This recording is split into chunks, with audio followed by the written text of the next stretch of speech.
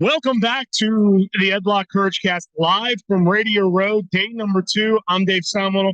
I got my guy, Dwayne Brooks, is here with me. And Dwayne, I'm going to let you introduce the guy that's sitting here in between us because you know him a little bit better than I do. Yeah, this is my good friend Roman Harper. He safety for the Saints, drafted in 2006 out of Alabama, Prattville, Alabama, product, no doubt. And he won the Ed Block Courage Award in 2006, I believe, after his rookie year, torn ACL. Was it? Yes, it was great. Roman Harper, ladies and Roman, yeah, we're going to get a crowd of applause for you later. Right. Hold your pauses down. Yeah. Okay. Let's start with this question. It's always my favorite question to ask you guys. What did it mean to you to be the Ed Block recipient for the Saints when you got hurt?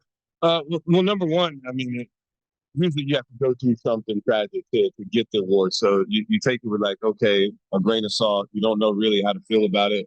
And then you actually go to the award ceremony, and after you really see, okay, it makes all the sense in the world. All the Ronald McDonald houses that they do in the different NFL cities.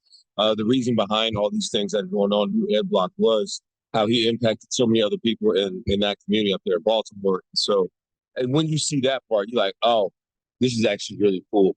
I had just an ACL, but it was other guys that had way more tragic things that had happened to them, not only injuries, but things in their family, loss of life, loss of friends, loss of family members, and other things like that. And so to get to go up there, I think once I saw it, then I was like, okay, I totally am down with it. It was really cool. Anytime you can be honored by your peers with anything, you always accept that. You take it gracefully. And that's what it was for me. Lucky I got it out of the way early, and I didn't win it twice. Where do you have the trophy in your house, by the way? It's in my parents' house, where I got like everything. It's terrible. I don't have anything. And it's funny. And my wife's like, why don't we have anything? I'm like, dude, we weren't married. So like, I just kind of like just pass it all down because I don't keep up with anything. So it's at my parents' house, though, right there in Prattville. So, Roman, tell us a little bit about some of the injuries you sustained over the years, some of the athletic trainers that you've worked with. Tell us a little bit about that. Well, number one, I've had multiple injuries. You know, from ACL, I had another microscopic knee surgery as well in year 8.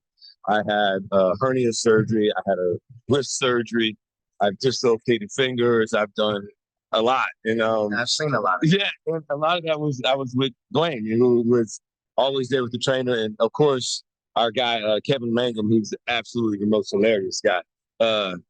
I'm like, man, I don't even know how Mango had to like intern and he never went home. So been there for like 50 years, just on the job training. So that's our guy. And Bo Lowry's another really good guy. And I had some great trainers in college as well. I just didn't have a lot of injuries in college. But we all know the injury rate in playing this game is 100%. You just got to learn how to deal with it, learn how to get over some things. And at the end of the day, I always love Wayne because he was the first one to like spat me up. Like my spat jobs were always immaculate. I didn't go to anybody else for many years. I took it to Carolina and tried to do the same thing. I had to find a different guy to like, I had to like walk him through the whole process. And he was like, I've never done this before. I'm like, I got you, dog. But you gotta be able to work with me because sometimes I'm gonna have to shoestrings out. So, if it's pink week, especially, you got the black spat, the white on top, but the pink lace is kind of sitting on top sideways. It's a whole, feel good, look good, play good, that whole thing. You got to get it right. You were just fishing for the compliment. Don't act like that one. A little something from time to time. He deserves it. I mean, see, Roman, we have kind of like an HBCU connection. I graduated from FAMU. His parents graduated from Alabama State. So he's been around the HBCU culture and he wanted to look. Yeah. So it's like, give me one of them HBCU specs. Man, let's do it. What you want? How you want to do it? What you want? Shoestrings out? Yeah. How you want it? I didn't know I could do that. I didn't even know I could do that. Yeah, we were totally good throughout the week. And then when we found the look, it was like it. I remember one time I kind of rolled my ankle one time with the spat, and Wayne was like, "Man, that's on me, dog. I had to go through here," and I was like, "Man, it's all good, bro." But it's I appreciate the accountability, and he's right. The HBCU factor, where I grew up HBCU my whole life, and I went to Alabama, but I didn't grow up an Alabama fan. So we were at Alabama State every week. That's all I knew. And so, of course, I knew my family. My brother got recruited there, chose not to go there, but I've been on the campus, and it's just amazing to see the amount of encouragement. And it's like a different family, though, when you know people that have been on that side of it. What is this week like as a player going through all the festivities, all the media availability? What's that like? You know, for me, when I had to experience it, it was by this week, this second week, I'm like just ready to kick the ball off so I can go kick some butt. You know, like I'm just overhearing about the other team. I'm tired of answering questions about them. I'm like just ready to go because I've studied as much as I'm able to study. I'm going back through the film. I know what I need to do to accomplish this game, and so I'm just ready to kick the ball off. It does get a little bit crazy and hectic because you got different media outlets, especially like being in New Orleans, small market. So you get people from from Asian countries to Pacifics. You got them from all over the world, all come in to ask you these questions. So it gets a little different, but honestly, you're just so ready to play the game by this point, and it's just kind of cool because I never did Radio Row or anything when I was a player. Because if I wasn't playing the football, I cared nothing about it. What is it like now being on Radio Row and doing all this as a media personality? It's cool. I mean, I don't. It's funny because I don't get interviewed as much. Like I am usually the interviewee now. Like I ask questions and I'm searching for other things. And so when I actually am just being an interview, I'm like, oh, I get to just go back and it's just Relax. Yeah, it's like, oh, this is what I did like my whole life. Now, but I'm not on that side of it most of the time now. So it's cool. It's different. But seeing all the different people, all the different personalities, also the outfits. The outfits haven't been that crazy this year. I feel like last year's outfits were a little bit more. And I also like to see who also has the biggest entourage. Stephen A. Smith was the biggest entourage last year. But I just saw another guy with a pretty big entourage now. You just seen the one Josh Allen had yesterday. He had a whole crew. He was right across from us sitting at the ESPN Omaha. And I swear to God, we're interviewing somebody and like the whole crowd just took up that entire walkway. Oh, and that's who it was. It was a quarterback. What's the great Jordan Love. You saw Jordan Love. He had like 8 people. So I always like to count who's got the biggest entourage. I want to ask you this. What was your welcome to the NFL moment where you went, oh boy, I'm in the big time now? So for me, it's kind of a funny moment. It was my rookie year training camp, and my guy, and Wayne would attest to this. He would probably want to laugh at the story. My man Mike McKenzie is it's already laughing. Right. So my man Money Mike was there, and he is woman down what's up, baby. And so he's not practicing. Somehow or another, he shows up at training camp. He's not ready to go. He's got a hamstring or whatever. He's not practicing. So Mike comes out there. Mike always wears shades, like even in meetings. Yes.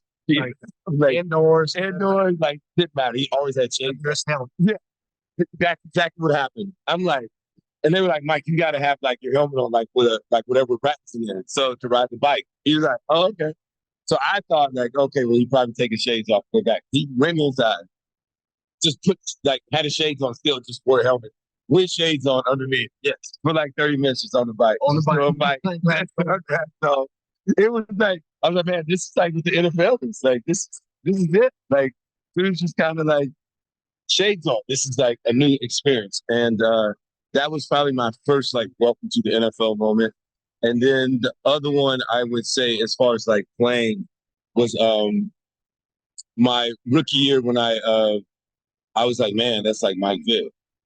We played him on Monday night, and everybody else was like excited to be back in the dome, and I was just like, dude, that's Mike Vick, And it's kind of cool, and it's weird now because it's talking to my wife. Like I work on college football now, and I go to all these different campuses, and like nobody really recognizes me. I can walk, just get through, and nobody bothers me or anything. But I come in this NFL circle, and like just what happened, like it's like, man, they like know who I am. It's so weird. Like I don't think about it. Mike saw Mike Vick yesterday. He's talking trash because he played golf in a different tournament, so we know each other. And I saw Marcus Allen at an event last night with him and Mike Quick, who's my boy. He's like, "Oh, Roman, what's good, man?" And I'm just like, "Dude, like Marcus Allen knows me." It's like it's crazy, but this is what this fraternity is. And I was fortunate and blessed enough to play it for a long time. And this is where I made my name in the NFL. And Alabama wasn't what they are now, when I was there. So not everybody knows me from there, but they do know me from my NFL. Bro, tell us a little bit more about. Now, I'm curious about. Now, look at you. Like you said, you had a bunch of injuries coming up. You're going to different campuses and stuff now. If you could say something to kids that's coming into athletics at a young age about having a routine, a daily routine to cut down on injuries, to reduce injuries, what would you tell them? I would say work on flexibility.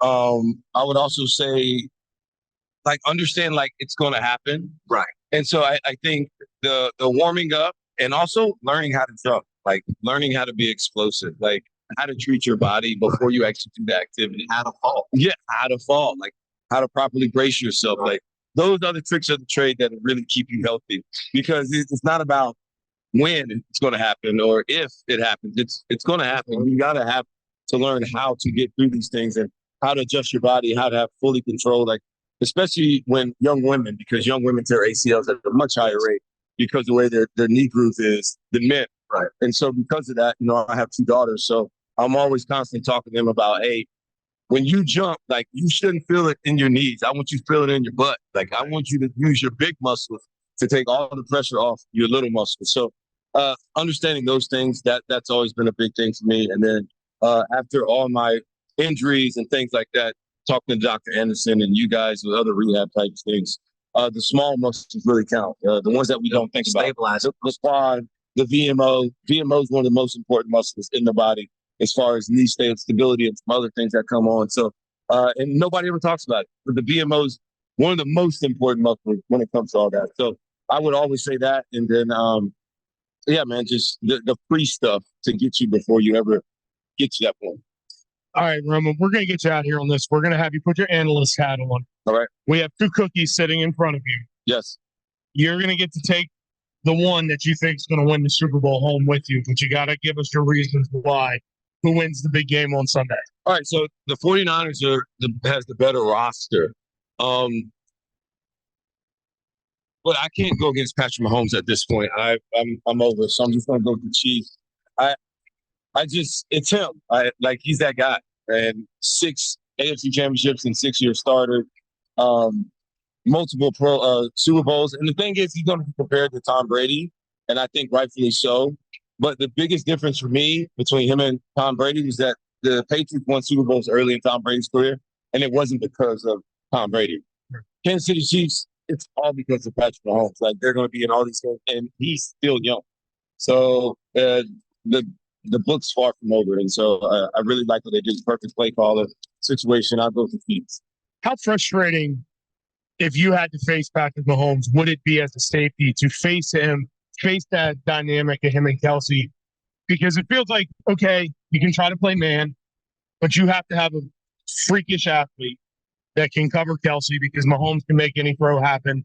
And then if you sit back and play zone, guess what? Travis Kelsey's going to find the zones. How frustrating would that be for you? It is. You got to be able to mix it up. Not only that, but Kelsey's like he's the hype guy too. So like when he gets involved, like everybody builds off of that as well. So it's the energy. It's all the things that he brings. And like you said, they trust each other. They find ways to make it happen. Whatever coverage you're in, they're going to do whatever the opposite is just to find space, find open areas. And so it's really, really hard. And I think the thing that nobody's talking about enough is the defense that Kansas City's been able to play, especially throughout the playoffs. They're not allowing anybody to score points. And so if they get 24, they feel like they're going to win that game. And right now, their defense is playing fantastic. So you got to give credit with that side of the ball as well, because they have not gotten the credit that they deserve in this last playoff run this year. All right, Roman, it was a pleasure. Thank you for coming by. Wayne, my boy. More with Wayne and I from Radio Row after this.